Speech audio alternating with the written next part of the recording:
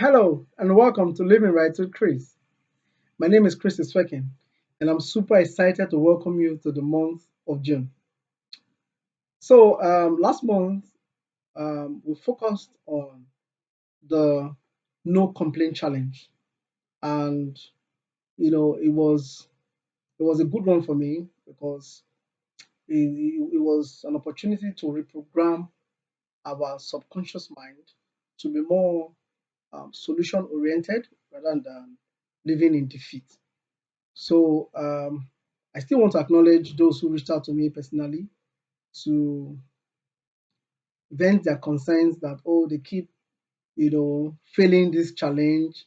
They would have done it for some days, and before you know it, they have, fallen short again. I want to, like I replied, I want to also encourage you and others that didn't reach out that uh, I understand that we have been programmed to always shift the blame, to complain that things are not working around us. We don't want to own our own part, of what is happening around us, especially in our life. Want to shift the blame to society, to government, to others, and all that. It didn't start from you, and our parents, did that kind of blame shifting, to the next person, and that's what we learned. That's how we grew up, and we cannot blame them still. It didn't even start from them. When God called Adam in the Garden of Eden, where are you? And then he said, okay, I heard your voice. I was ashamed because I was naked.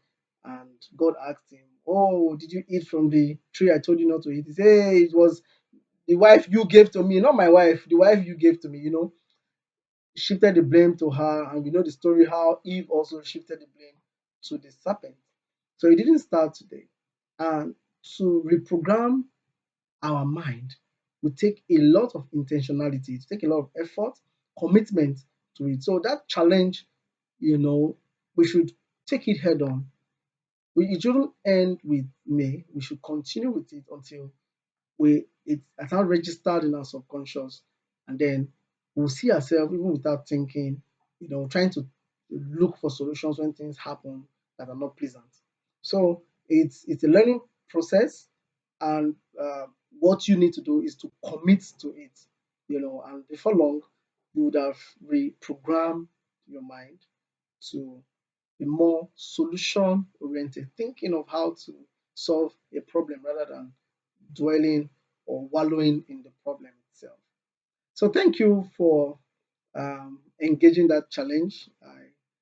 I feel so happy knowing that you're following. All right. So for this month, we'll be focusing on time management. Time is a valuable resource. In fact, it is the only thing that in life, when you lose it, you can never get it back.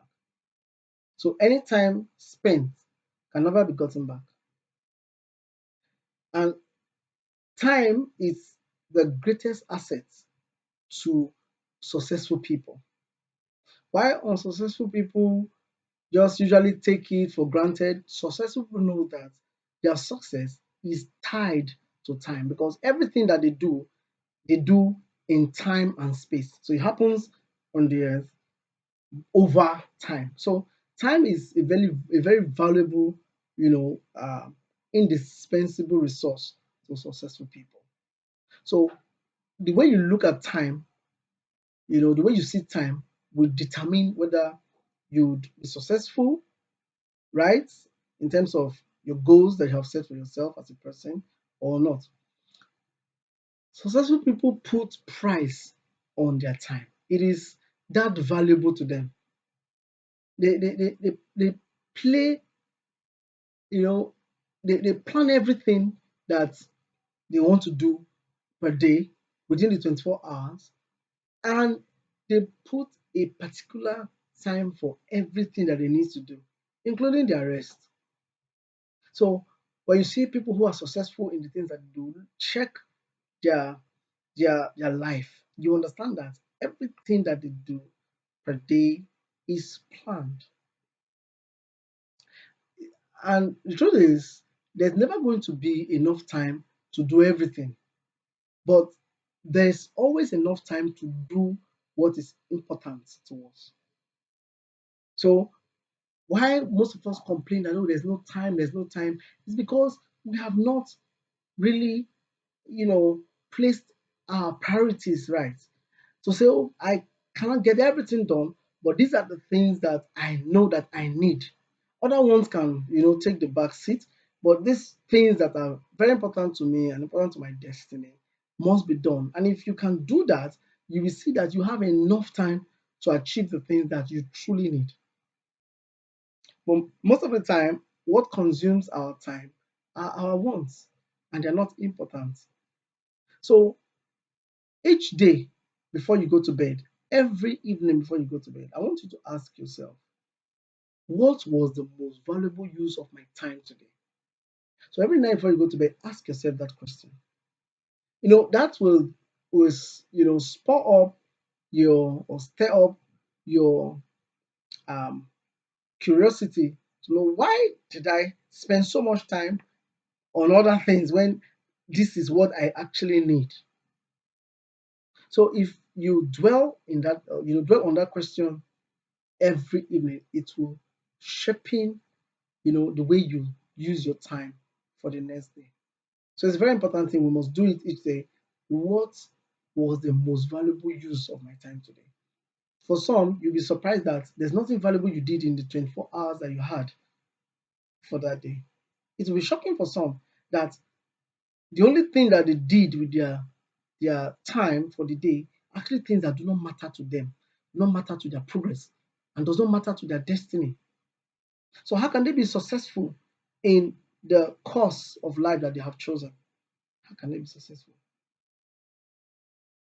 So what do you really need to do to manage your time? What, as an individual, what do you need to do to manage your time? I'll list out some of these things to you, and it will help you. I know.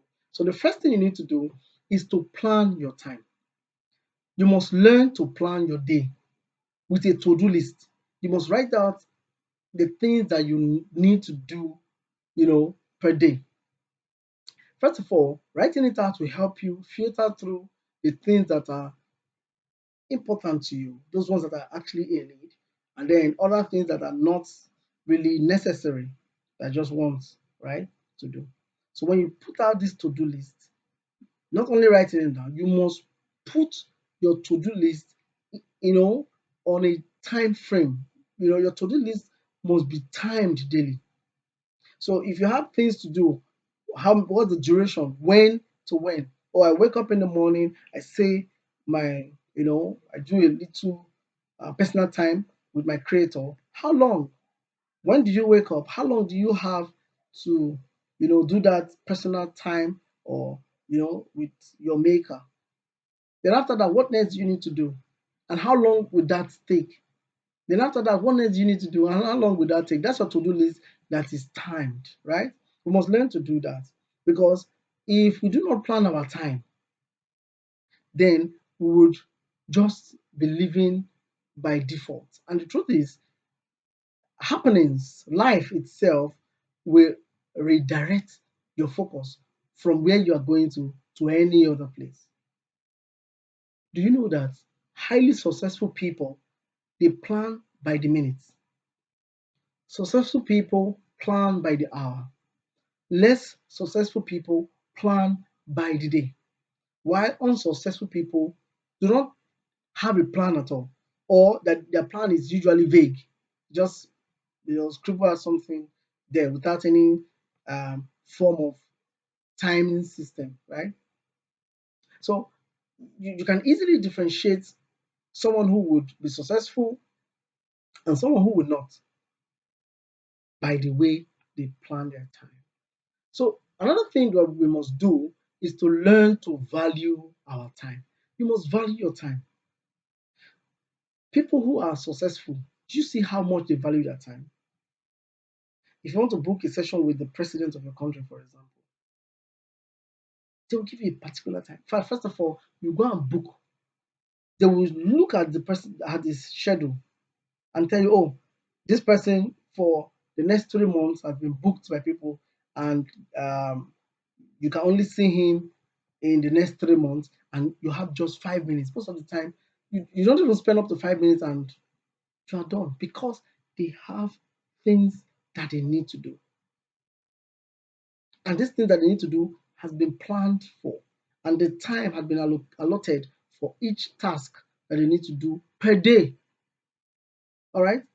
So if you don't have value, you don't place a premium on your time, then you can allow any trash into your life. You can allow any trash into your time. And any trash can steal your time. And this time that you ought to, use to be productive will be used for trash. Things that do not add value to your life, that do not, contribute to your success or will not contribute to achieving your goal in life. So we must learn to value our time. Some people, what they get, the payment they get, it's actually their time. In fact, we are when we get paid for the work we do, it's an exchange for the time that we have spent, in rendering a service or doing something. So they pay for our time and our expertise. Things we have learned, we have put them into work, and then the time we have used to put those, our what we have learned to work, it's what they pay for as a reward, and we call it salary or wage, whatever. All right. So we must place a premium. How much do you value your time? Because if you value your time, you see those things that eat your time, those little things that actually don't matter to you, but those are the things you spend your time on. You will not spend your time on them. So we must put premium. We must value your time. Another thing that we must do is to set goals and prioritize them. If you are living your life without a defined goal, then you're just living in futility. You can't have a meaning. You just take each day as it comes. Then you can't have an headway because anything that comes you follow. So if it comes from the left today, you tilt to the left. If it comes from the right, you are going to the right. If it comes from behind, oh, you will turn around and you are going behind. So you're just everywhere. And if you're everywhere, you can't make progress. You must have a defined path, so a defined goal that you want to achieve with your life at the end of the day. So if you have a goal, which is good, you must prioritize your goal, or you must prioritize how to get to your goal. So for everything that you need to do, there are some that are must do, there are some that are just mere wishes. There are some that are just for the fun of it. So prioritizing your your goals, you know, help you to know the ones that matter to you and to your destiny, and then to engage on those ones. Truth is that there is no miscellaneous time. Only people who are unsuccessful have miscellaneous time. They have all the time in the world. And you've been wondering, they're not making any progress because they're using their time as miscellaneous. It's an unplanned time. So much unplanned time in our hands. And that is why we are where we are today. We're not growing. We're not. So we must set goals and prioritize them. Goal setting is one of the most effective ways of managing time. But we must prioritize these goals because you can't do everything. That is why you must prioritize. Truth is, you can't balance life. You can't balance everything. So, okay, I'll hold on to this and this and this and that. Okay, I'll try to do a little of this and do a little of that and do a little of this and do a little of that. And then, okay, I have a little of all of them. Then you are nowhere. Truth is that you can't balance life. In fact, in our local palace, they say life no balance.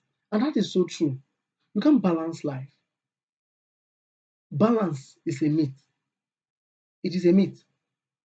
In fact, if you want to touch here and touch here and touch here, a little there, you'll be like, what they say? What's that saying? That jack of all trade, master of none. There should be something that you focus on and hold on to it until you achieve your end goal. You cannot just be everywhere. You can't balance everything. So okay, I will touch a bit of career and family life pursue finance and no. You must focus. You must streamline to a particular focus so that you can achieve it and then go on to the next goal, right? So don't try to ever balance anything. You can't balance everything.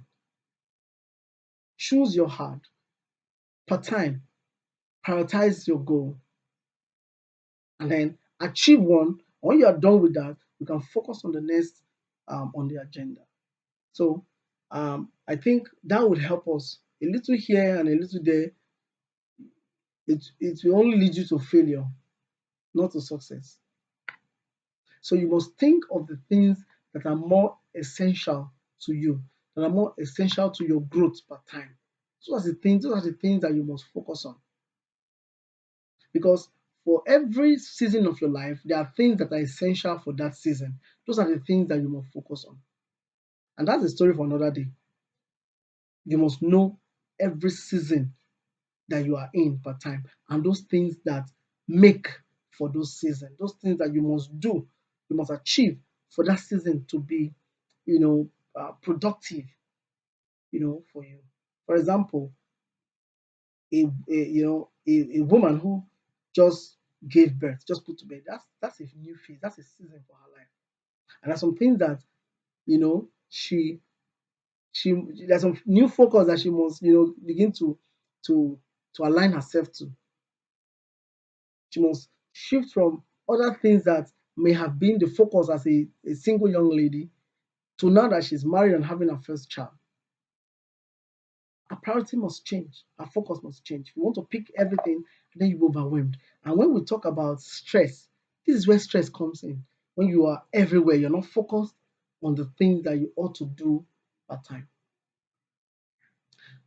Another thing that we must consider is we must develop a sense of urgency. We must develop a sense of urgency.